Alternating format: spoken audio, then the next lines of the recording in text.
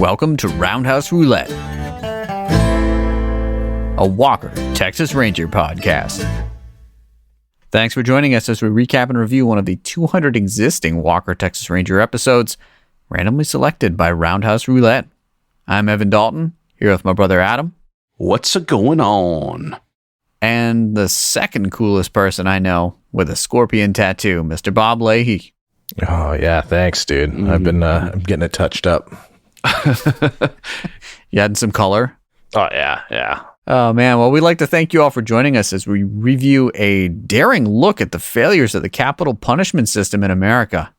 Of course, that means today we'll be recapping and reviewing Season 2, Episode 9, An Innocent Man, where Walker has to put on his detective hat and save a man from being executed just in time. Will it happen? Yeah, probably. Yeah, probably. But before we grab our picket signs and head on down to the Texas Department of Criminal Justice, please join us as we pull up a seat at CD's Bar and Grill. It has been a while. Last time I was in Nash Vegas. Yeah, man. Last time we recorded the cast here, but now we're all back to our separate humble abodes, zooming in to CD's Bar and Grill to break beer together and talk Walker, Texas Ranger. Yeah. Breaking hops. What's CD have on tap for us this week, guys? This appears to be a green India Pale Ale, and this is by Treehouse Brewing Company. In Massachusetts, right? Yes. Charlton, Massachusetts. If you know where that is, give us a shout out. Yeah. I bet you don't, though. Okay. Treehouse is supposed to be one of the most elitist breweries in Massachusetts, right? Well, I'll let you determine that from the description on the can. Okay. Oh, let's see. We are excited that you're holding Treehouse Brewing Company's Galaxy Hop-filled American IPA. Green. Green is a massively juicy beer filled with distinctive notes of pineapple, orange sorbet, and tangerine. It makes no apologies as it coats the palate with intense hop goodness. It is the result of our uncompromising dedication to fresh, progressive, delightful beer. We hope you enjoy it with laughter, good cheer, and in the company of those you love. I love you guys. Oh, man. Yeah, I mean, as long as they ended it with love, they can't be elitist. No, they sound like a beer of the people. Let's crack these puppies open. All right, let's do it. I'm expecting a Miller Lite to come out of it. That'd be a fast one. CD pulled that off. That's what he does all day. He just goes back and refills empty cans and bottles with Miller Lite. Yeah. Quite the aroma here, guys. It smells like orange juice. It does. I'm going in. I'm Very- going in very hard here. citrusy. Oh, baby. Oh, man, my palate is coated. How's the mouth feel, you guys?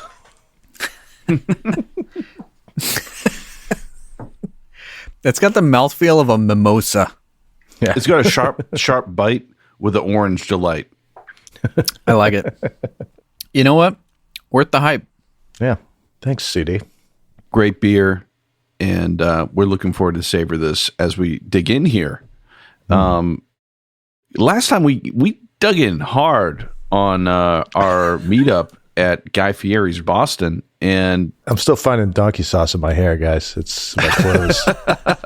yeah, I thought you had gone gray. I wasn't going to say anything, but It's just, I can't get it out, man. Donkey sauce. donkey sauce, yeah. Oof. I hear some mineral spirits will take it out. Yeah. No, that's the only thing that works. Acetone, maybe. Oh my gosh. Well, we just want to give a guy's recap here because Evan and I hit up a few guys' locations when he was here in Nashville. The first one was a restaurant that he showcased on Diners, Drive-Ins, and Dives called Mas Tacos, Por Favor. And I got some pictures up here of Evan next to Guy's signature on the wall. That's how you know it's a good restaurant, right? Oh, yeah. That's legit.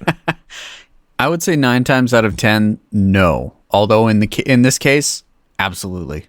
Just describe the beast feast we got here. I mean, I'm a self-proclaimed taco junkie, so I mean, I probably make them once a week, but I'm just kind of fiddling around trying to make what I can, you know. And the people at Mas Tacos, por favor, they know what they're doing. And they've got it down to an art. They've got a pretty limited menu, which means that everything they got is made fresh, made to order. It's delicious. The only thing they don't make in-house is the tortillas, which they get chipped in from a tortilleria like pretty close by, I guess. Maybe So- Marta might make those I was gonna tortillas. say Marta makes those. Yeah. she might, making them shipped up from Dallas. Yeah. Anyways, totally amazing food. Adam and I did get the epic beast feast in that we ordered one of every type of taco and some street corn, otherwise known as agnolote, which is basically just like corn doused in like mayo and spices and Mexican cheese. It's insane. Oh, and a couple of margaritas, of course. And black bean plantains. Oh, yeah. Oh, I can't stop thinking about this place, and that was like a few weeks ago. It was awesome. So, Guy's So recommendation on this place was on point. Highly recommend it if you're visiting Nashville. We saw it in the blog of all the places he's visited in Nashville that was his favorite, supposedly. But we're just going to go by the blog's word because you can trust everything you find online, right? Of course. Our blog is never wrong. No, it's not. And we'll get to that in a little bit. Funny you said that. So not to be outdone, Guy himself opened up a chicken restaurant in downtown Nashville, and we had to check it out. Wow. Chicken Guy? Is that what this is called? Yep. I love the Flavortown banner there. That is very nice. I'm not going to get into my full rant on Guy Fieri's Boston. If you want to listen to us talk about that for 20 minutes, listen to last week's podcast. But I feel like they took some of our pointers and implemented them at Chicken Guys. If I were to be called anything, it would be Chicken Guy. So this restaurant is, again, after my own heart here. I could eat fried chicken every day of my life from here on out and be very happy. And I'm all about sauces. And this business model is serve chicken fingers and then like 40 different types of sauce. That's it. So I have to ask, do they have donkey sauce? I don't think they had donkey sauce. Interesting. Regardless, we overlooked it. I see what looks like ranchero, buttermilk ranch, buffalo, of course. Yeah, we got some good sauces. The chicken itself, not fried chicken that I would rave about. It was a pounded out chicken breast tenderloin, breaded with panko-esque breadcrumbs. It wasn't battered, like I would say some of the best fried chicken is, particularly buttermilk fried chicken. But a perfectly fine vehicle to test out the flavors of Flavortown. And I think a far better business model than the one in Boston. Okay. Notably, they had a giant cutout of Guy Fieri life size that you could get selfies with. You know, it doesn't matter if the food's good. If you don't have that, you can't have a Guy Fieri restaurant. Well, that's a picture of me with Guy and a chicken. Well, yeah, That is good. yeah, he was actually there. Yeah. It is good. So other than those sauces there, are there like any absurd named sauces that you guys found? Or See what I can order. Our 3 tenders. I think there are easily 30 sauces. you're going to DoorDash some right now, Adam? Dude, the only way for me to see the menu is to do a pickup order online here, which I just put in. And the number one sauce is special sauce. Not exactly sure what that is. But number 2, you'll be happy to hear, is donkey sauce. Oh, there you go. Solely for the name. Those are people who have never ordered it before. But the best one that we had was the Nashville hot honey. It was like honey and almost hot sauce. That was really good. That was good. Ranch was good too. It was fine. If you go in for lunch, you want to test out some sauces, have some fun, hang out with a picture of a guy on the wall. Dude, they did it right. We'll share some pics up on the episode page of Evan eating food like Guy Fieri. Yeah, that was the effect I was going for. I'm trying not to. I got to stop looking at that picture. That's just wrong. You took it. I know. I got to delete that from my phone. All right. Well, we could probably do another 20 minutes on this, but maybe let's get back to some Walker talk here. Let's dig into our old mailbag. Heard from a number of people since the last time we podcast. From Facebook, we heard from Kyle DeVille. Kyle said, I love this podcast. I thought a couple months ago, I wonder if anyone has done a Walker podcast, and boom, here we are. I listen to many episodes back to back on long drives, and it reminds me of a fun time in my life where my wife and I decided to buy and watch the whole series. Appreciate the podcast. Mad respect, Kyle. Yeah, thanks for joining the journey here. He says, also considering how ridiculous this show is, you guys have the perfect recipe of enthusiasm for the action and don't shy away from calling out absurd anecdotes. See, Kyle's on the level. I think he knows what's up. Yeah, he gets it. I mean, Kyle, lucky guy. I mean, I'll say two things. One, that if your wife wants to watch Walker with you, better keep her around because, Yeah, I don't think that's a very common trait. That's definitely not common in my household. And also, your train of thought of, I wonder if anyone's done a Walker podcast, and boom, here we are, could basically describe the origin of this podcast. Yeah. Exactly. And we're just glad we beat you to it because it sounds like you would be a good podcast host too. We also got an email, and for anyone who wants to hit us up, roundhouseroulette@gmail.com. We heard from Al Odena. Al says, good job with the podcast, but Walker didn't lose the fight against Simon. I think he's talking about our last podcast on the episode The Brotherhood, right? Yeah, we kept calling the bad guy Simon. Right. We'd have to go back and listen to I don't even remember that. We're talking about the end in the graveyard? Yeah, when he spins him around. Yeah. I told Al I was going to throw you under the bus here because depending on how you edited it, it could have sounded like we said that Walker lost to the vigilante cop at the end. Remember, he got hit in the head with a rock. Walker did. Yeah. So he was getting his clock clean pretty good there. I mean, I feel like Walker should not have fallen for that because that's like a Walker trick. It is, yeah. That's really fighting pretty dirty. We were talking about how, he was kind of wounded, so maybe that's why they did that to make it more of a fair fight. Maybe that's what Al thought we were talking about, saying that Walker lost. No, dude, Al, Walker is never going to lose. We know this.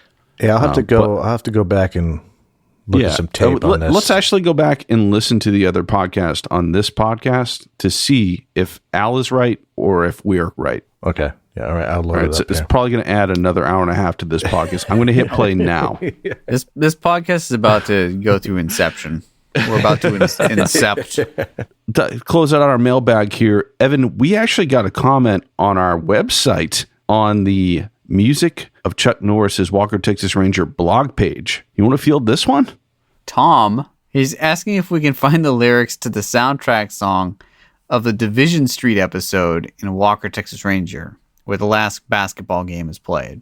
He says, I think it is the Pass It On song! ! He's jazzed.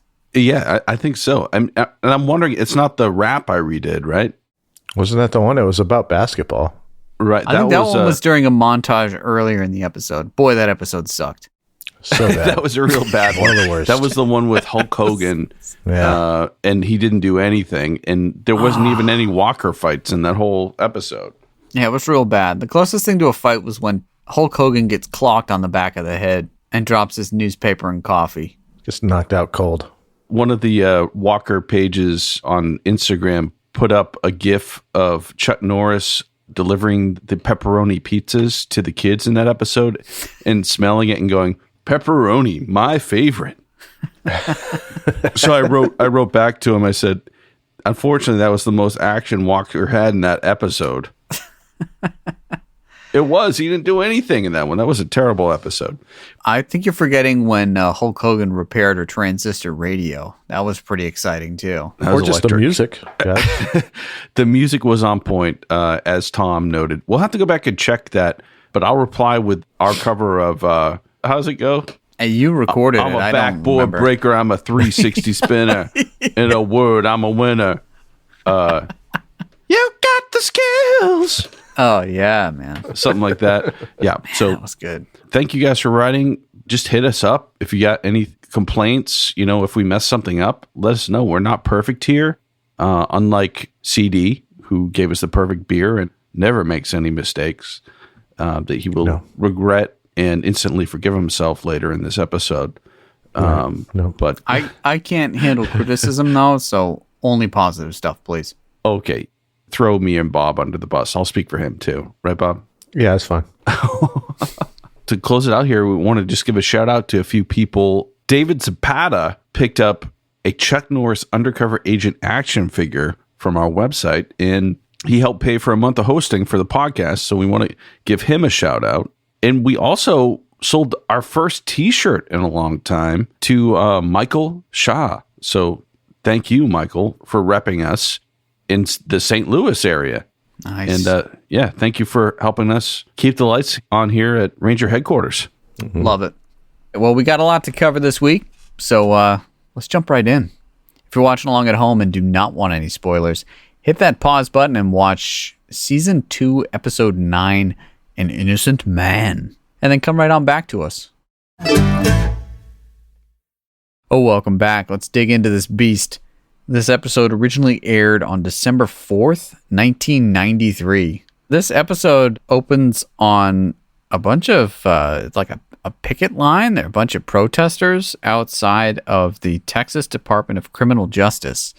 And it's not made entirely clear what these people are protesting because the quality of the recording or the quality of the image itself is so poor that you can't really read what they're talking about. Fortunately, through the mayhem, there's a perfectly placed news anchor with her cameraman, and she feeds us the exposition we need. Yes. What's going on? Thank God. What's going on? We have a man on death row. This man's name is Woodrow Wilson. I don't know why they chose that name. That seems very odd to choose the name of our 20th president. I'm just guessing on the number, but Bob, it's not Woodrow Wilson. It's Woodrow Wilton. Is it really? Okay. Yes. Oh, I spent the whole episode thinking it was Wilson. Well, yeah. Oh, then they're just even less creative. Exactly. They just swapped an S for a T. All right. I stand corrected. Bob, he was the 28th president. 28th. Okay. I was closer than I thought I would. Not bad. Wicked smart. Now, the protesters, when we might see this again later in the episode, but aren't the protesters there protesting the death penalty in general? I think so. Yeah, that's what we see. I saw the signs later. They're very... Yeah, they show them again, which kind of was surprising because I didn't catch that there were protesters at the beginning. It was kind of surprising later that Walker kind of deals with these protesters, and I'm like, what? But the signs were like, let God be the final judge and thou shalt jury. not kill. That kind of thing, Stuff yeah. like that, yeah. Mm-hmm. We'll have to get into this at the end, what side of the episode was coming down on. I don't think it does at all. The episode doesn't say good or bad the death penalty, which is kind of strange. That is completely on par with Walker Texas Ranger, isn't it? This whole episode, the whole episode deals with the death penalty and something caused by it, yet they don't weigh down if they're for or against it by the end of it. They play it right down the middle for America here. At the end of the day, the justice system works. We'll leave it at that, and we'll get to the details. All right. Well, so anyway, that's what these protesters are for. Yeah, so Woodrow Wilton is on death row because he was convicted as the night shift killer, who is a serial killer who killed quite a few women late at night. He picked them up. And this is the newscaster saying this stuff over broadcast TV. And as she keeps talking, I'm like, this is getting worse and worse and worse and more grisly. The description of this killer. She's like, yeah she would kidnap women after they got off their shifts late at night, electrocute them, right? Mm-hmm. What? Perhaps more strange is that this was a TV broadcast that Trevette was able to listen to on a transistor radio he was just holding. Or was that a TV? Could have been a little pocket TV. Yeah, from the angle, hard to tell. But hey, just for your information, when I worked at Radio Shack back in the aughts, we sold radios that actually would pick up the audio from TV stations. For people that couldn't see, they would listen to the news. So, okay. All right. Maybe that's what it is. Little technical know-how there. So, regardless of what Trevette had, we had a little shack legit. attack. Shack attack here. Indeed. Little Shaq Fu there. So they're listening to it, and Walker's all like, I can't listen to this anymore. Something about this isn't right. Right. And even on the news, they're like, Assistant District Attorney Alex Cahill, who put him away, is going to be here. And Walker's like, You'd think he'd be like, yeah, turn it up. I want to hear my lady talk. But he's like, Season 9 he would. yeah. This was before they were an item. And he's like, I'm already apathetic enough as it is. Just turn it off. That's kind of maybe what it was like. Meanwhile, we also get someone tuning into the TV broadcast, and all we see is someone sitting in front of a TV in a dark room, and he's got a scorpion tattoo. And at this point, you're like, okay, we're about a minute and a half into this episode. And this is the bad guy. That's the dude who did it. Yep. And Walker's going to find that dude. And he's holding a picture of like a family in that shot. Yep. Odd. What was the night shift killer as his name? Night shift killer, yep. All right. Yep. Okay. Really rolls off the tongue. But Walker and Trevette, I mean, they're parked in daylight waiting for something, clearly. And I guess it's not this case because Walker makes Trevette put the radio away. And they're waiting to find someone named Critter. And they're waiting at a greenhouse. Now, I just want to say right now, you may say, Critter, that's a ridiculous name for somebody. You're right. It is. But our dad went to college with someone who was nicknamed Critter. I don't want to know how he got that nickname. I don't want to ask those questions. Me neither. Yeah. But, Not calling home this week. this isn't the first Critter I've heard about. All right. So this is legit. There are multiple critters out there. Unless this guy might have been the same dude. It'd be the same guy. Yeah. Anywho, Trevette's like, oh, Critter's not going to show up. And Walker's like, oh, yes, he will. And Trevette's like, no, he won't. And guess what? Critter shows up. Yeah. Trevette gets out. He's like, oh, man, just don't hold this over me again, Walker. Jeez. And then Walker's like, Critter! And then Critter is like, looks like a hobo almost. He's got long hair and like a straw hat almost. He could almost pass for a Neil Young impersonator from the 70s. Yeah, Critter looks like he sleeps under the stage at Bonnaroo. He could also be really hip now, too. He could be at Mas Tacos Por Favor every day. Hey, he probably was in. That's how hip he is. I know Critter listens to good music. He might be a felon, but he definitely has good taste in music. I just want to say that this is season 2, really sort of technically season 1, and Walker and Trevette, still a pretty young partnership at this point. Their banter, on point. Yeah. So they chase Critter through one of the coolest sets ever, which is a giant greenhouse. We got something before he even goes in the greenhouse. Okay. When they get out of the truck, do you notice what Walker does? He goes behind the truck and dumps the tailgate. Yeah. So if this is your first time listening to the podcast, a theme of Walker is he'll just open the back tailgate of his pickup truck because he knows he's going to be depositing bad guys in there after he clocks them out. Yeah. You know, a little preparation. He's methodical that way. And it was great because they showed him open it, but they didn't put him in. Well, we didn't get to see him. Right. Yeah. It might have been on the cutting room floor. So Trevette chases Critter all through the greenhouse. And, at this point, we've seen so many Walker episodes. This is something that's pretty commonplace. But basically, Walker's waiting on the other side of everything and basically just like throws Critter down to the ground after he comes out of somewhere. And Trevette's left panting. And as they're having more banter about reading Critter his rights, I'm like, oh, this is, classic Walker banter. Critter pulls a gun on him. Yeah, that was pretty extreme. It's like, what? Yeah. Walker kicks it out of his hand. It gives him an excuse to punch Critter in the face. Yep, that's good. Trevette reads him his rights and says, hey, trying to kill a police officer? We're taking you downtown, Critter. And he's like, man, I'm going to get out because I know something you don't know. Woodrow Wilton is not the night shift killer. Oh. And then Walker and Trevette are like, what? So we come back after the vintage credits. The 70s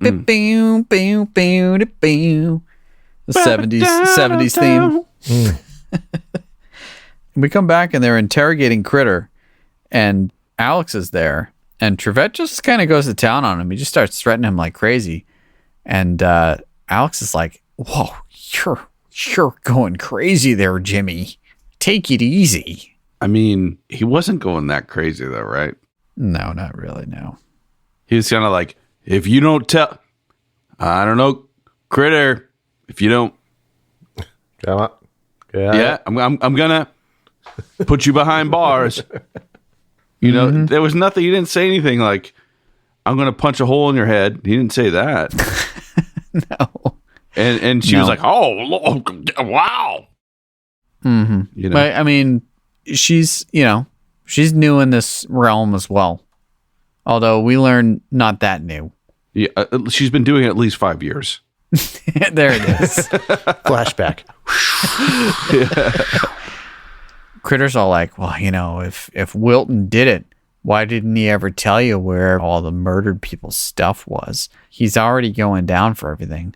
Why wouldn't he tell you where everything was? And Trevette's all like, it's like, oh, it's just some form of psychological retribution. And Critter's all like, wow, you wrap your arms around that? Did it help you sleep better at night thinking about that? It's like, thanks, Critter. He was you like, weirdo. he was like, you wrap your arms around words like that That's to make what you he sleep said. Yeah. better at night. Yeah, it's like throwing those big, $10 words around. Oh man. But Walker's pretty fed up with him, so Walker just grabs a fistful of Critter's hair and just like pulls his head back. And Alex is like, Walker, I guess you're still the worst. Yeah. He badgers witnesses in front of the assistant district attorney. You're supposed to do that when she's not in the room, guys. right. Come on. They've got a lot to learn. Yeah. Regardless of the growing pains, they're able to browbeat a tip out of Critter. And they learn they need to go investigate something out by the creek bed. Yeah. Next to a bridge. Just start of course. digging. It was pretty specific real or specific. unspecific, and they were able to quickly navigate. So now that Walker and Trevette are going to go investigate this tip, we see Alex in her office, and she is engrossed in thought. And she is clearly having some sort of flashback because she's holding a pencil and fidgeting with it and looks very uncomfortable. She was flipping the number 2 pencil back and forth between her fingers, and then they faded it into a shot of her doing it in the courtroom, and then it flashed 5 years earlier. Right, but we knew that already because current day Alex has a sick perm, and 5 years ago Alex has straight hair with bangs. So, And I will add, C.D. Parker is in the witness stand, sans mustache in the past. that's younger CD. Yeah. No He- he mustache. He did look Yeah. actually a lot younger. Yeah, That mustache put on a lot of years. Here's the question. This is what we have to look back on. Because he retired, we learned in this episode, he retired pretty shortly after that. His photo in the Texas Ranger Hall of Fame, does it have a mustache? Because we're led to believe that he never had a mustache as a Texas Ranger, or at least as an old age, like at the twilight of his career, he didn't have a sick mustache. Right. well, people can So- go back and forth, Evan. It's not the end all be all. CD Parker's character. He doesn't dilly-dally. Yeah, he finds something, he sticks with it. I mean, I think when he started his restaurant, he wanted to add the flavor savor. Right. If you make savory chili, you want to have the extra chili bite at the ready. That'd be my theory too, is that after he retired, he decided, hey, I'm not a Texas Ranger anymore. I'm going to grow one of them mustaches. I am, and I'm going to savor that chili. But I bet if we go back to that episode, he's probably got a mustache in that. I think that's a continuity issue. No, we talked about it when we went over that episode because the photo was taken after he retired. We talked about this. So the photo was taken after he was retired, cutting room floor. All right. Sorry, so- that was a roundhouse retread. Okay. Okay, so Alex has her flashback, and she basically goes through her closing arguments of the night shift killer trial where Woodrow Wilton is getting convicted. So her closing argument, apparently very convincing. She sits back down, starts twirling the pencil nervously again, and it flashes back to modern day, and she snaps the pencil because she's like, what if I did the wrong thing? I convicted the wrong man. She realized she might have some regret for what she did. Let's say this is the first of many flashbacks in this episode. The last flashback was the most surprising for me. But even in that one, the person doing the flashback regrets what they did or questions what they did. An innocent man. It's heavy, man. It's heavy. It was kind of interesting way to frame the episode. I thought it was kind of made it interesting. All right, cool. So after this flashback, we see Walker and Trevette, and they're in the creek bed, and they're digging. And they're having some good banter back and forth about whether they should be digging, whether they shouldn't. But they find people's stuff. And come to find out, it's all the people who were murdered by the night shift killer. It's all their stuff in plastic bags, all buried in the same place. So whoever was doing it disposed of all their purses and belongings there in trash bags. And so Walker's like, well, Critter, he was telling the truth. Maybe he's right that this guy is actually innocent. We'll have to look into this further. So they decide to go visit Woodrow. And so they drive up to the prison and they drive through the picket line. And these extras in the picket line, yeah, this is something else. They're real special. Half of them are just like zombies. Yeah. And two of them have a conversation when the car pulls up. One of them's like, that's Cordell Walker. Right. He's a ranger who testified against Woodrow Wilson in his trial. He doesn't say 5 years ago, and I remember this. Yeah. Right. I don't have a life, and this is all I've been studying up on. Right. And she's like, oh, and they're like, let's get him. So they both stand on either front seat window of the truck, and this is the GMC truck. But they stand on either side, and in the scenes where like Walker and Trevette are talking about the picket lines, like they're animated outside the window, but clearly they've been directed not to hit the window because that'll mess up the sound. Yeah. So they're not touching the vehicle at all, but they're like getting really close. And this is the closest it gets into the politics of it, because I would think they're like, let's get him because he's complicit in putting this guy away. The protesters don't know that this guy's potentially innocent. So that's not what they're protesting. They're protesting the death penalty in its entirety here. Right. And Walker is just a cog in the machine. And they're like, look, he's sending people away to die. He's part of the problem. Let's get him by protesting harder. Yeah. And Trevette's all like, man, these people, they're pretty animated. And Walker's all like, I don't know, man. Good people on both sides. Is that what he said? No. No. I mean, I don't know. It's weird. They don't really get into it, but I could see the show go either way. It's okay, though. It toes the line. Definitely toes the line. So they visit Woodrow in his cell, and he's got a sick calendar with a red Marks-a-Lot marker. Not a Sharpie, a Marks-a-Lot.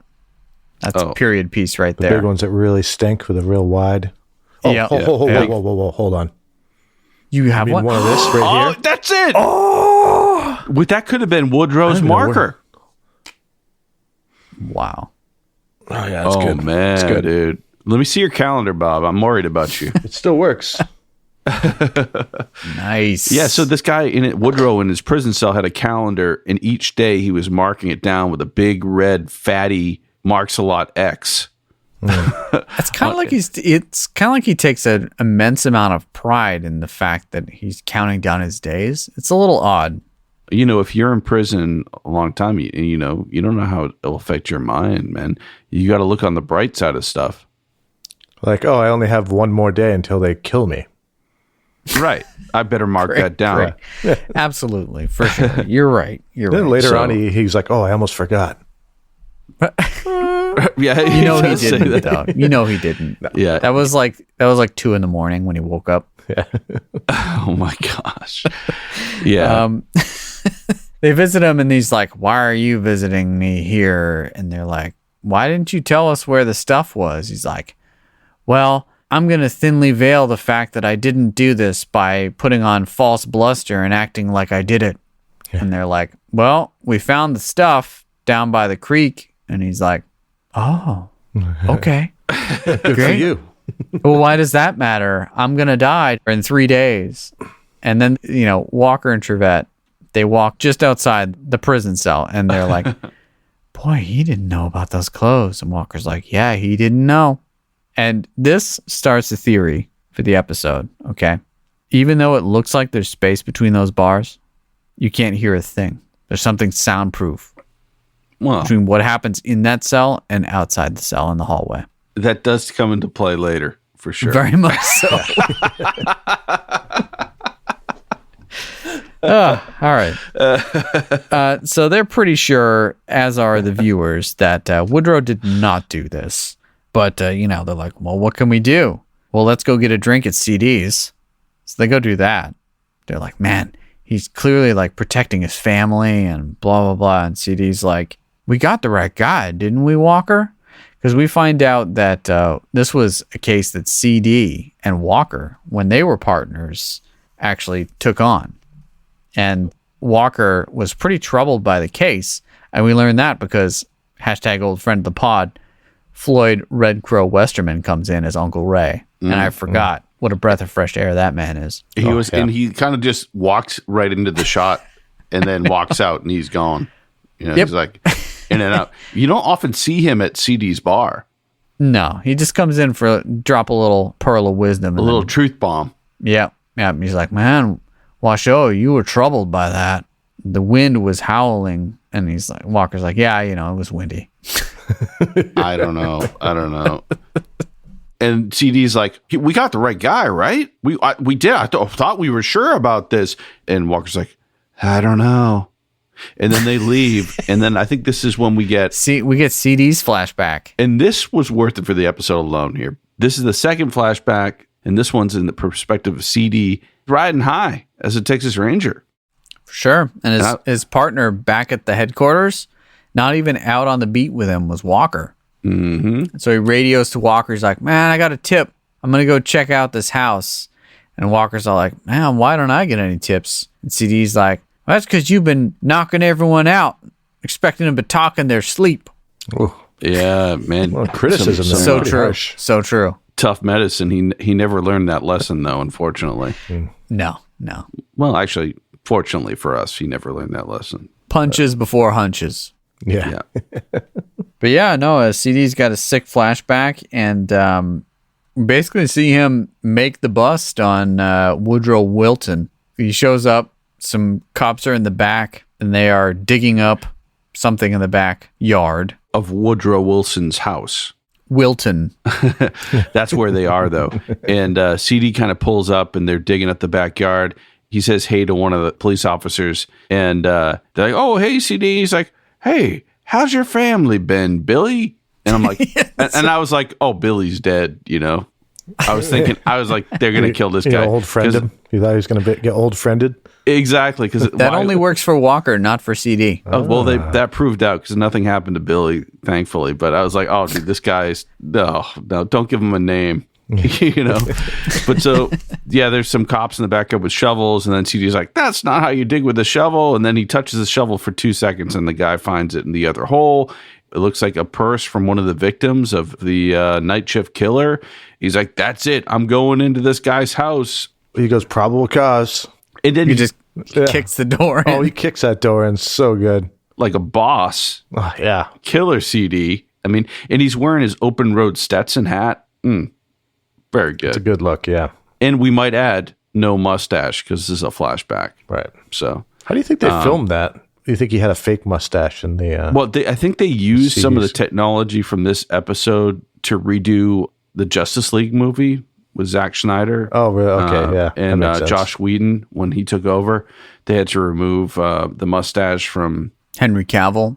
Yeah, they used the same technology. That's cool. Yeah, it's good to Looks know. great. Looks really good. It does. Unmustachioed CD kicks in the door and they find a typewriter with a half-written letter to the media about how this murder just went down. Smoking gun, really. And then Woodrow shows up. He comes in after work. The cops are there and they bust him. And he's all like, what did I do? What did I do? And Walker shows up. He beseeches to Walker, help me. I'm innocent. And Walker, guess he's still honing his lie detector skills because he didn't act on this hunch at all. But in later episodes, if he saw someone like this, he'd be like, yeah, that guy's innocent completely. He wasn't omnipotent yet. Yeah, he's getting there. That's a $10 word, right? Yeah, you wrap your arms around that at night to help you sleep better? I do. How about CD's overacting though? When he's like when he's putting the guy in the cuffs, he's really going over the top there. I loved it. It was a little bit much, I think. A little much, but at the same time, he's like, I'm not going to get to do this every episode. I need to get it in now. So he went all out, and I appreciated it. Anyways, after this flashback, we cut back to the prison now, and they're trying to cut a deal with Critter. And this is Walker, Trevette, and Alex. They now have a pretty good suspicion that Critter might be onto something, and they want to know the information that Critter wants to share.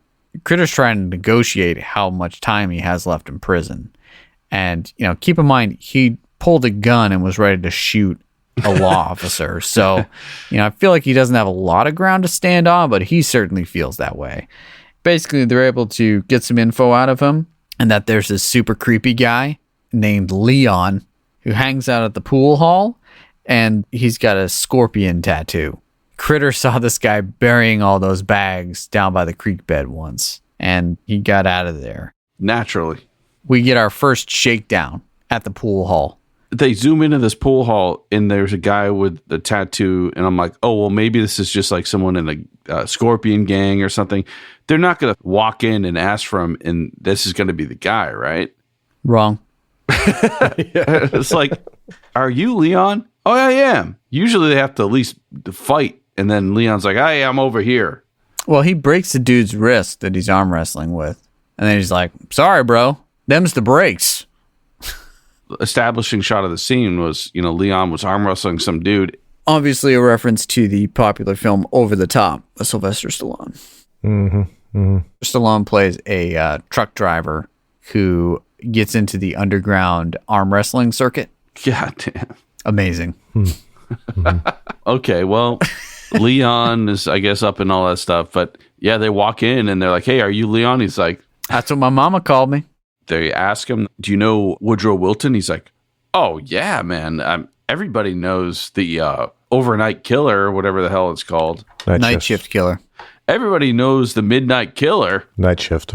Night shift. Everybody's working for the weekend. There it is. Okay. It's really catchy. And they're like, no, did you know him? Well, he actually was my electrician for a while, but that's it. That's all, right. Isn't that kind of a red flag, right? Like, I mean, you can't arrest me because my electrician's the midnight massacrist. Right, but like, if your mailman was like the Unabomber or something crazy like that, wouldn't that be like the first thing you tell people? Oh yeah, that dude delivered my mail. Or yeah, that guy was in my house a few times. He was my electrician. Wouldn't you say that first? Not, oh, I saw him on TV? You wouldn't brag about it, but if you were trying to play off the crime, he did it just right because Walker and Trevette couldn't hold him. He's like, hey, look, guys, that's terrible, but no, I don't know. And by the way, I don't know what you're talking about. The creek with all the stuff was buried. I have no idea what you're talking about. Have a good day, Rangers. So they go back to CD's bar. I'm assuming CD asked them for a little bit of a download. Wanted to know what they were finding out. And CD was like, oh, remember there was that one detail that we didn't release to the public, so that we could determine who was a copycat and blah, blah, blah. And apparently the one detail was that all the women had red melted wax on their feet. Yeah. Creepy. Super creepy. It's more common than you would think. But Uncle Ray, again, beseeches that Walker listen to the spirits. You got it. Right. You really got it. Yeah. I was like, wait, we're going to get like Walker channeling his Native American Cherokee heritage, and it didn't happen, but. No. The tease was nice, though. It wasn't. Yeah, I did appreciate the tease. Instead, Walker goes and visits Wilton's wife. And she's like, he's going to die tomorrow. Why are you here? He's like, well, I have reason to believe that he didn't do it. And she's like, but you testified against him. But I'm pretty sure he didn't do it either, for what it's worth. And and she's pretty chill about the whole thing. Right? Yeah, she paints him as a great guy. My husband, who, was arrested 5 years ago, I always thought he was innocent, but he's dying. He's dying tomorrow. So what's the point? I won't be down there picketing. Yeah. But, he's a good man. She says something like, yeah, when he was arrested, he professed his innocence to me and said to watch out for our daughter. And But then the trial came. He said he was guilty and said he didn't want to hear from me ever again. So Walker's like, well, what happened in that span of time between him being arrested and him saying that he was the overnight success? Afternoon delight, you mean? Nice. The afternoon delight killer. So Walker goes back to headquarters and has Trevette do an Alta Vista search to figure out who visited Woodrow Wilton in the period of time between the trial and when he was arrested. Yes. Now, at this point, I was operating under the assumption that the night shift killer, or at least the man suspected of being the night shift killer, was Woodrow Wilton with an I. But instead, Trevette types in Woodrow Walton and threw me for a tailspin. Yeah. I don't know what's going on. Is it an I or an O? Every other time in the episode, it's an I, but he puts in an O instead. Woodrow Walton. Wait. So maybe he was actually the killer. He could have been the killer. And Trevette did a spell mistake in this whole thing. Whoa. The whole thing's tainted. Yeah. What a mess. He's actually the Midnight Rambler. You know? I think he's the midnight snack packer. Yeah. Oh, man. Yeah. Wow. Something like that. Well, anyways, they find that this guy, Leon Muncie, visited him, as well as his lawyer and his wife. All right. So Leon Muncie, bad news. They do a little bit of a search on him. He's got a couple convictions, and he was in the Navy as an electrician. Okay, cool. Now we get another view of Woodrow in his cell, and he's scratching off another day, and he has a little bit of a flashback. Leon comes into the prison. This is the visit between Leon and Woodrow. In the flashback. Leon puts on the serious crazy town, and we find that Woodrow's witnessed something. And so this is why Leon is coming to visit him, to keep him quiet. And basically, as I expected from, basically as soon as I saw the dude with the scorpion tattoo in the first minute and 30 seconds. Right. But what we assume Walker will come to the conclusion of is that Leon is threatening Woodrow's family. And that's why Woodrow's staying quiet and just accepting the death penalty so that his family doesn't get hurt. Right. So I will say in this, throughout the entire conversation, Leon is not denying that he did anything. And he's threatening Woodrow like a ton. And the guard who let Leon in into the cell is like 4 feet away, 3 feet away. Within an earshot. Like easy within earshot. Yeah. So he's like, hey, if you don't say you're the killer, I'm going to kill your family. So you know how it is. So who's the killer? And Woodrow's like, me. It's me. And the guard's like, hey, I don't get paid enough for this job. I actually didn't. I need to go back and watch. The guard is in within earshot because Leon goes, guard. Right. Exactly. And like he's shouting at him louder than that. Yeah. He's like, guard, I need to leave now. I've shaken this guy down. Hey, Bob, can you get us some sick Foley of you making an X with that giant fatty marker? This is what it sounded like every time Woodrow would count down the days till his death. I'll need some squeaky paper. You want me to do it now? Yeah, I mean, because it was like a bed creaking. This is some glossy cardboard. Let's see if this does it. All right.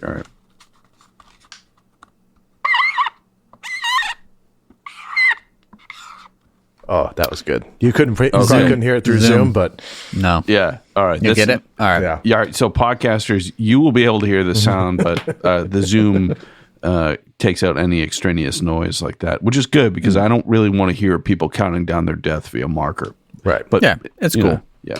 So Walker and Trevette, they're like, all right, we got to visit this guy again. We got to shake him down again. So now they go to where Leon works, and he works at a junkyard stacking cars. With the moment I saw the forklift with the cars, I was like, are we going to have like a chase of the GMC? I kind of assumed that the GMC was just going to get destroyed this episode. And then it would be a Dodge Ram from after that. Yeah. And we might add the first season, Walker drove a GMC. That's one of the ways you can grade your wine or Walker episodes is by what truck he's driving. So This is the patented Walker second shakedown. Now, usually the second shakedown is where things really escalate. In this case, they're basically like, hey, we noticed that you went and visited Woodrow Wilson after he was in prison. Why'd you do that? And he's like, oh, I felt bad for him. He seemed like a nice guy as my electrician. And this is when he was Leon. accused of these, like heinous acts, like, I just thought I'd give him some advice. I was in prison for a little while and just wanted to give him a little friendly advice. I know Felt how bad things for him. go. I know how the police can be. It's oppressive, and I just want to be there for him. But I showed up there, man. I'll tell you what, that guy was nuts, and I never went back again. And Trevette's like, boy, you think you're real clever, don't you? But you're not. And then basically Walker and Trevette were like, okay, we got to go now. Right. So they got absolutely nothing from that conversation that was going to give them any evidence. And in fact, they let them know that they're onto them even harder. You know what it did do, though? It triggered a flashback for Leon. I wasn't expecting this flashback from Leon. We've only had it from quote unquote good or almost death row guys. Everyone gets a flashback here except Walker. Walker does not get a flashback. You don't want to see his thoughts. That's fine. So we see when Leon apparently accosts Woodrow, and Woodrow has just witnessed something at a cabin. And Woodrow is dressed in his electrician's uniform. His electric truck is there. So it's like I think he was there reading the meter at Leon's cabin or something like that. Right. And Leon's like, I would have killed you, but I know that you called in your location. So you've got to go back to your office and they know where you are. So if you tell anybody, I'm going to hurt you. And then he looks at Woodrow's hand and sees a wedding ring. And he's like, and you don't want me to be messing with your family or something. I don't know. Anyways. Right. He's like, you can go now. He punches the roof of Woodrow's his van and it's like, here's a little something for you to remember me by. I'll always be watching and listening. Yep. Here are my fingerprints all over your car. Yeah. Walker and Trevette, they also know that this cabin exists too. Because it's Leon's residence. So they go and visit this cabin. They're doing a little snooping around, and they go back and they see the panel. The electric panel on the outside of the house. Right. So Leon, he's an electrician, of course. So he really amped up the electrical capabilities of his house. That included making a giant panel outside, but also putting some sort of giant transformer next to it. I don't know much about electricity, but that doesn't seem necessary. But maybe it is. It looked cool. It looked pretty badass. And, it basically looked like there was the head of a telephone pole outside, like right outside of his house. So they're like, wow, there's a lot of juice going into this. And Walker's like, well, maybe Woodrow was checking the meter and then he saw something weird and a skylight. So they climb up to the skylight and look down in the skylight. And as they're looking down in the skylight, we see a flashback of Woodrow looking down in the skylight. And Woodrow has a shocked face. And Walker and Trevette are like, oh my God. Right. Do you see what I see? And we're like, what do they see? What do they see? And they don't show us until they go walk into the place. But let me just add this here. You're an electrician, right? You're out on the job. You're reading the meter. It might be funky. If you look up on the roof of a cabin and say, oh, there's a skylight, I'm going to kick up my ladder, climb up, and look into the skylight on some private residence. Who does that? Yeah, that'll tell me why there's all this electrical equipment outside, right? He's like, oh, maybe he's got a big stereo. That's what it is. One of those big screen TVs. Right. Exactly. I think he's just a peeping Tom. So there was a creeper, yeah. It's a little bit of foul play. So for peeping Toms out there, this peeping Tom was peeping, and then he wound up on death row. So don't peep Tom. Okay. Yep. Lesson learned. So Walker and Trevette, they're not ones for warrants. So they decide to basically bust into this cabin. So they kick the door in, and we get to see the torture den of Leon. No. It's very bizarre. It's like an electric chair I wasn't expecting that. I don't know why I wasn't expecting it, but like red velvet everywhere and red candles and like little models of skeletons everywhere. It's very strange. Yeah. And Trevette's like, what is this? And Walker's like, symbols of death. Yeah. I did laugh when he said that because it was so ridiculous. It's like, But if this guy was such cool. a creep, like we could have had so much more backstory in this guy, or like, Yeah. he didn't really act. He just acted like a normal criminal, you know? Right. Yeah. I want like a Max Cale kind of crazy out of this guy. yeah, like what if he got left behind in the line of duty and then was like tortured with electrical shock and then he finally turned the tables on them. And Right. then he decided to. See, there you go. It's not that hard. They could have Backstory. Yeah. Boom. They would have had to get rid of Critter to have more time for that. And I'm not sure I'd be willing to part with Critter for that. Or maybe Critter two was- of the 4 flashbacks, or I don't know. True. So they're like, oh man. So Walker's all like, okay, you got to call this in. So we hear Trevette. He calls in a warrant. We get to see like boring police work. Yeah. This is what I was waiting for because he goes, Alex, we need you to come here to this address. It's already on the documents. I'm like, oh, no, you're just getting Alex to come? She's assistant district attorney. She's not going to bring cops with you. You didn't specify what was even there, right? That's true. Yeah. That's true. So like Yep. he didn't go, we just found the murder den. You got to get down here with the squad and the thing. He just Right. goes, Alex, why don't you come down? Let me describe it. We just found an electrical chair with red wax everywhere. Why don't you get kidnapped? Yeah. Yeah. You know? So while they're calling that in, we see Leon pull up on his hog, and he's got like this dope helmet, and he sees Walker's truck out front of his house. He knows his truck because Walker pulled up in his truck multiple times to interrogate him. So Yeah. he knows. He's like, oh, Rangers, they're in the death den. So he reaches back to his saddlebags, and half stuck in his saddlebag is the Uzi. Yes. been a while. It has been a while. I thought the same thing. I was like, oh, there it It is. doesn't totally fit in his saddlebag, so it's kind of hanging out. Yeah. Any kid could kind of grab it, but you know, he's all over it. And he grabs the Uzi and he's ready for action. I'm wondering how this is going to go down. And then Trevette and Walker are inside in the creepiest. It did give me weird vibes. It was pretty weird. And they're like, man, I need to get some air. And Walker's like, yeah, I do too. So they both walk out the front door. And Leon, he puts that Uzi to work. For sure. Now, when Leon pulls up on a motorcycle, are you surprised at how suburban it seems? Like, we're led to believe this is a cabin in the middle of the woods that's like, you know, he's murdered like countless people in this house. He diverted electricity to this house. Like, he's doing crazy stuff there. It took an electrician looking into his skylight to see anything going wrong. And yet when he pulls up, it looks like a suburban street. Yeah, there's and, like houses on both sides. And Right, like the outskirts of Dallas. I mean, you gotta just keep up appearances, Evan. You know, Right, so no neighbors notice anything. They don't notice that this guy's like a nutcase who drives around with an Uzi. the scorpion tattoo adds credibility, though, so that probably evens That's out. true. That's true. I mean, and he's a veteran, so Yeah, cool. All right, never mind then. So he lets loose a hail of bullets onto the Rangers, who return fire. We've got a little bit of a gunfight here, but Walker shouts out to Trevette to get away from the tank, which is a propane tank. But he doesn't hear Walker in time, and the propane tank is hit by bullets and explodes, sending Walker and Trevette flying everywhere.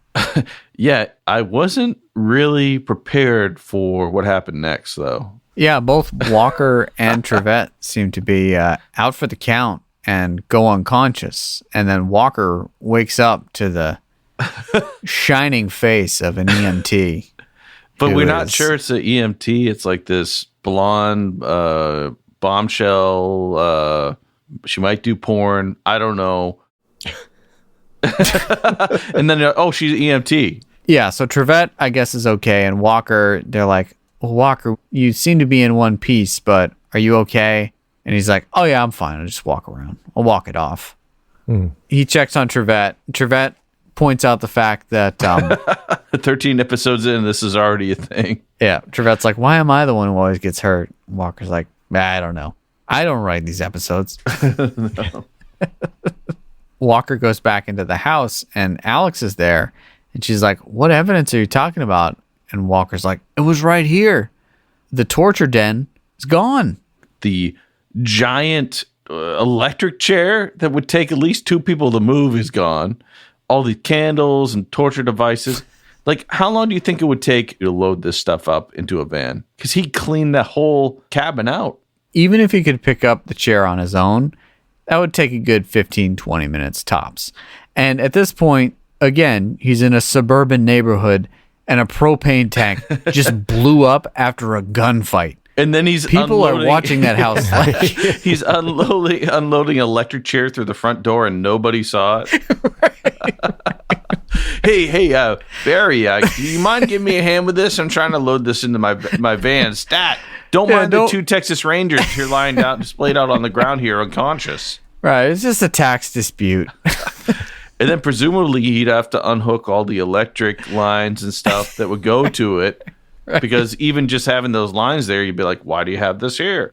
And he knew how long Walker and Trevette would be knocked out. Yeah, for sure.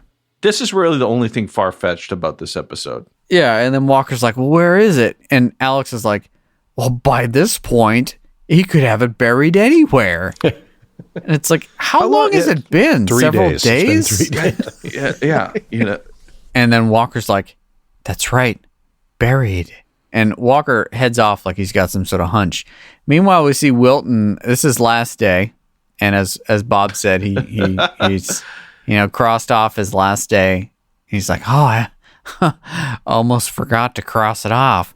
And the priests come to help him out, and they're just reciting stuff at him, and he's now realizing like, oh yeah, this is actually happening. Right. And so he's getting carried away to the execution chamber.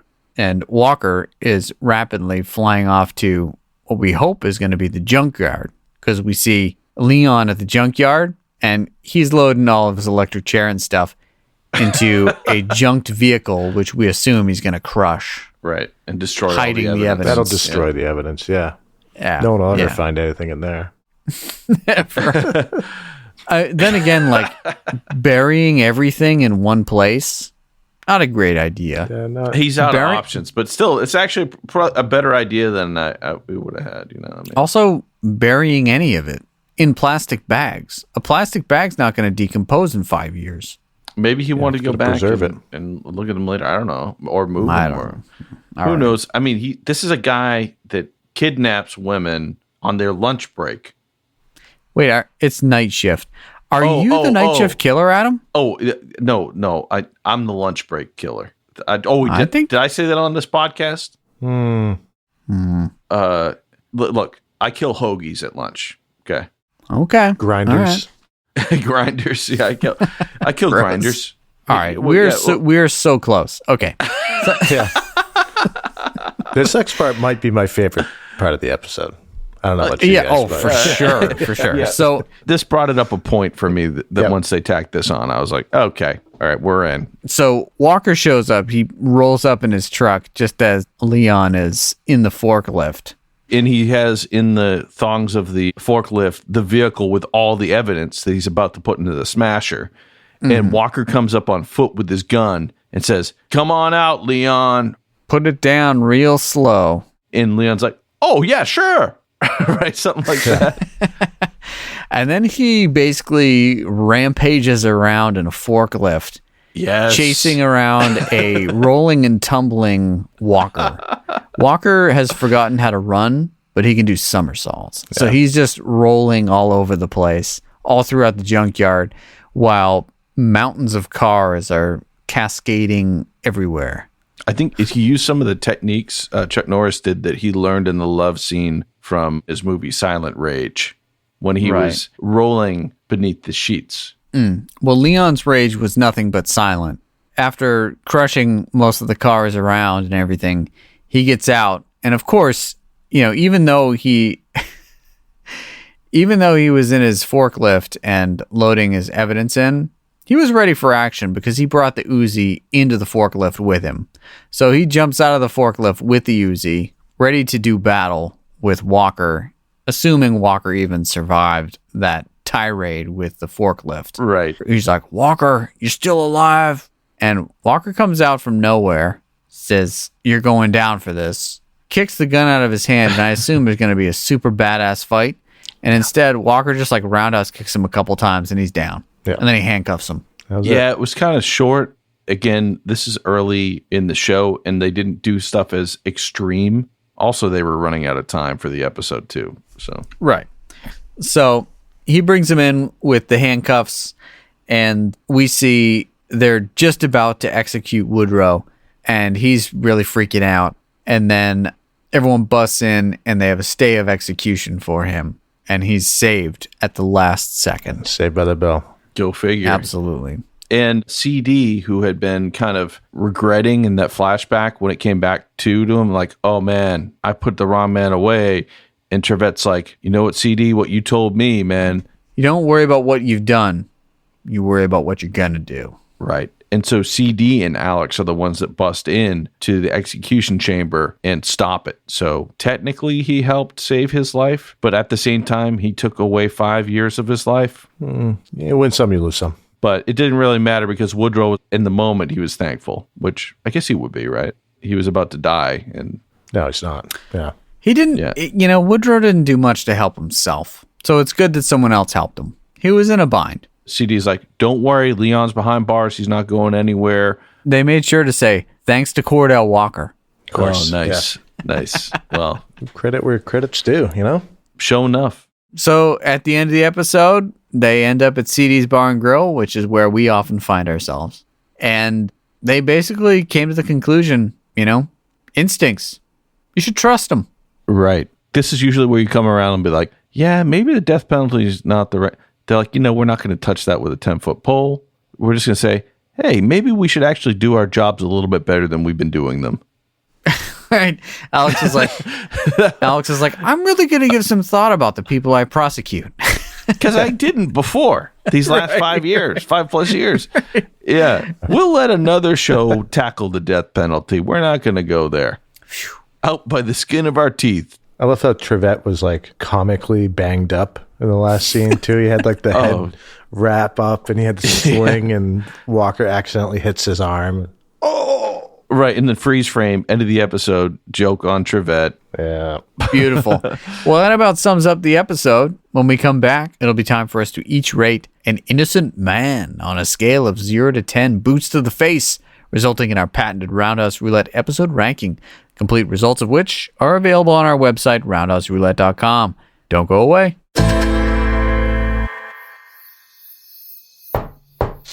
Oh, hey, Adam, what you doing? What are you doing at my cabin? I mean, great to see you guys. Why are you working on your electrical panel? Don't you need a permit for something like that? You know how contractors are, and I wanted to have enough juice to power up band practice and stuff, guys. Well, why are we never invited to your band practices here in the woods? Probably because Adam's a night shift killer. Good one, Bob. Funny thing about that, have you guys heard of the podcast Roundhouse Roulette? It's a show where 3 guys deliver the light of Walker, Texas Ranger to the world. Oh, yeah. Don't they have a website where they sell Chuck Norris action figures and stuff? It's roundhouseroulette.com. They've also got a Patreon. Wait, weren't we talking about something else? Guys, I think it's time to get back to the show. Thanks for listening. I'm coming for you in your sleep. Welcome back. Time for us to rate this vintage bomb, huh? Yeah. Where does this one land for you? This is a tough one because having seen, I mean, I love these vintage ones. They've got a lot of potential. And like this one was really like detective work and everything. That said, we kind of figured out what the story was going to be in the first minute and a half. And so the rest of it was us watching them figure it out, which I guess in some way is kind of fun. But it's really super fun if there are lots of roundhouse kicks and punches involved and car chases and explosions. Right. And this had one explosion, no car chases, one quote fight with a roundhouse kick. But in reality, it was just Walker roundhouse kicking a dude to the ground. And they just built this dude up like he was like some sort of monster superhero that has been murdering people for years.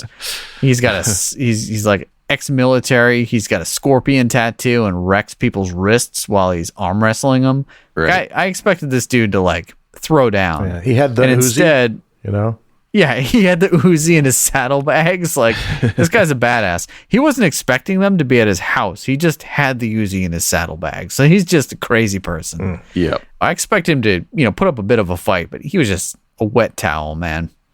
So, a lot of wasted potential. I see the shakedowns and, the first shakedown at that pool bar. I was watching like the extras in the background mill around, and I'm like, man, if this were like season 7, those people would just unprovoked attack Walker and Trevette. Like there'd be a throwdown, there'd be pool cues. Yeah. I appreciate the detective work in this episode in that it's kind of telling a story. That said, this thing fell very flat on action. And although I appreciated the pace and how much they were able to fit in, and this is probably the best handling of flashbacks we've seen in a Walker episode. That's a pretty low bar. So I'm going 5. Gotta do it. That's not that bad. I love the vintage vibe, but pretty much zero action. Yeah, that's my one hesitance on this, but I felt better once they had Walker doing cartwheels to avoid a forklift at the end.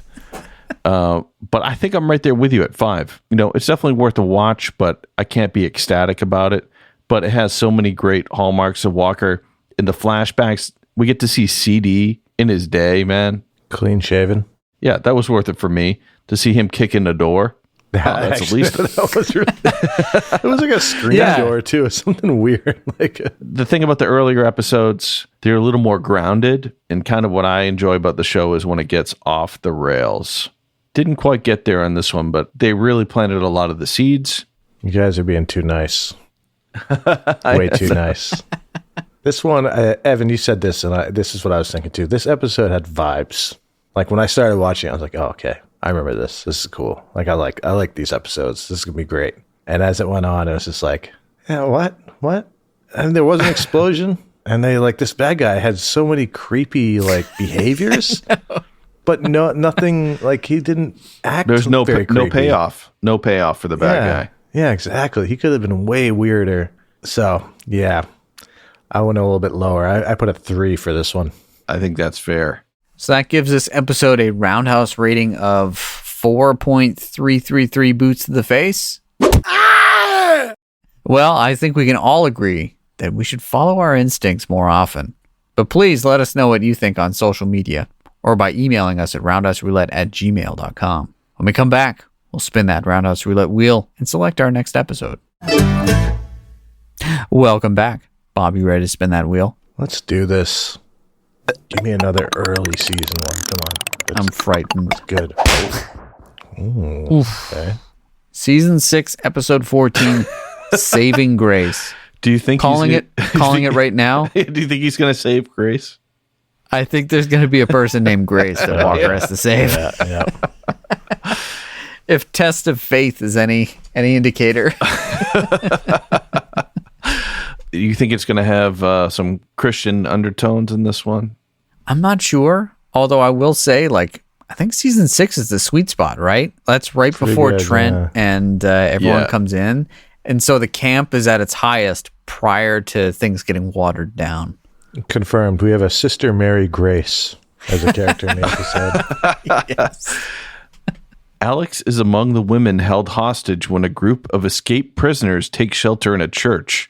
Oh, I remember this one. Alex hostage. That's a good one. They're held in the basement. Oh, no. I remember this one. All right. To see Walker kick the crap out of people in a church, sign me up. Mm-hmm. All right. Well, we hope you'll join us next time when we share our reactions to Season 6, Episode 14, Saving Grace. And in the meantime, share your opinions with us on Facebook and on Instagram at Roundhouse Roulette and on Twitter at Roundhouse Pod. And please rate and review us on Apple Podcasts. We rely upon it for all of our sponsors. Mainly propagation, Evan. It's propagation for the podcast. Okay. It's for the algorithms. Quarterly reports. Mm-hmm. Well, thank you all for listening, and until next time.